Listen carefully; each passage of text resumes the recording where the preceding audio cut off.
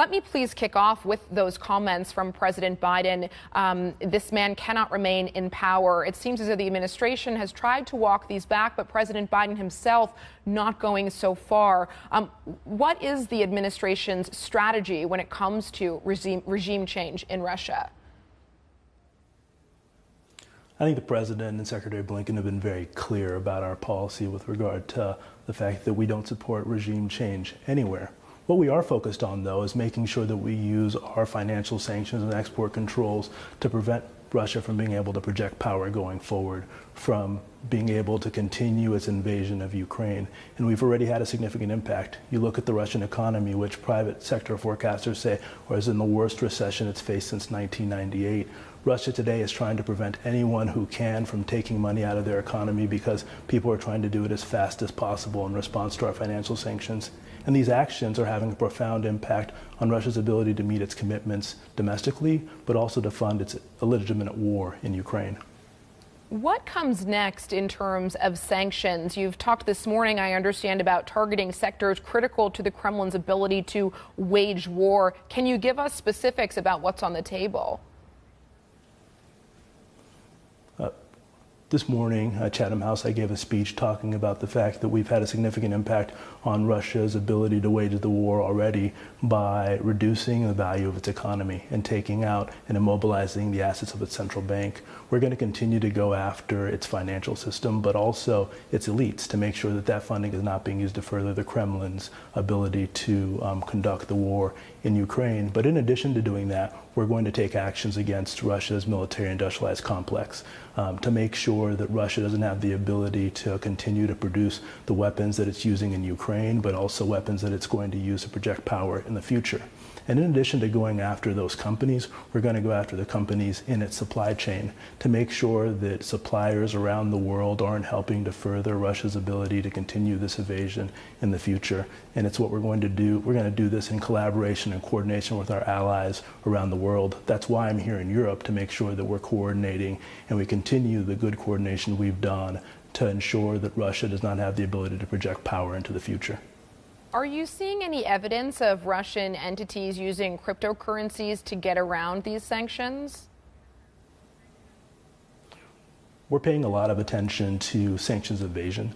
Last week, President Biden and members of the G7 put out a statement making very clear that any company, country, individual who helps Russia evade our sanctions will be subject to our laws and be held accountable, including cryptocurrency companies.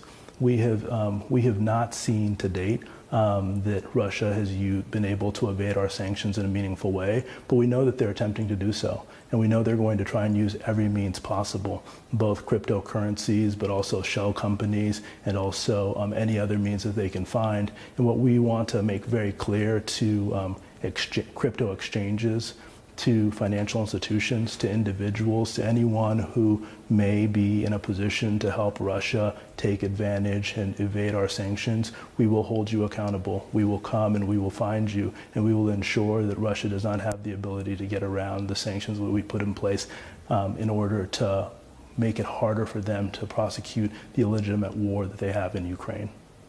Sir, do you have any evidence to suggest that China has done anything to violate U.S. sanctions against Russia at this time?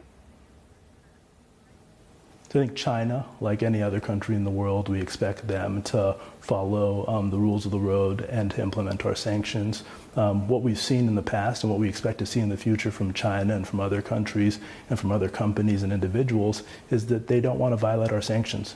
They find a great deal of value in being able to do business not only in the United States, but across the world in all the G7 economies. And we expect that China and countries around the world will continue to follow those rules of the road, because that is essential to ensuring that Russia does not have the resources that it needs to continue its illegitimate war in Ukraine. This conflict in Ukraine comes at a time when inflation was already running very high in the United States and in other parts of the world. The Federal Reserve has begun raising interest rates and are poised to raise further. How would you characterize the risk of a recession in the United States when you put all of those factors together? President Putin's illegitimate invasion of Ukraine has had a significant impact on commodities prices. What the president has ordered us to do is to make sure that the actions that we take have a significant impact on Russia, but that we moderate the impact that it has on the United States and our allies. We are fortunate that we come into this challenge from a position of strength rather than a position of weakness. The U.S. economy created more jobs over 12 months than it's done in history.